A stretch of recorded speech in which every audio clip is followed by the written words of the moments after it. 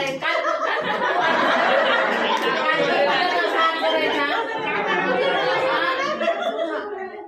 कानपूर म्हटलं तर साथ करायचा, नागपूर म्हटलं तर असं करायचं, शिरपूर म्हटलं तर असं करायचं आणि पंढरपूर म्हटलं तर असं करायचं.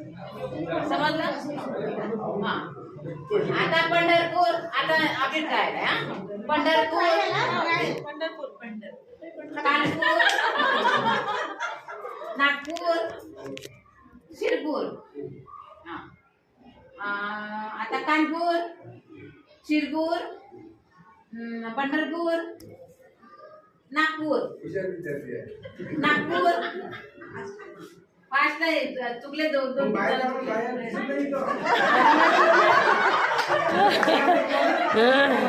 हो हो हो मॅडम मी मी मी लक्ष ठेवतो कोण चुकले.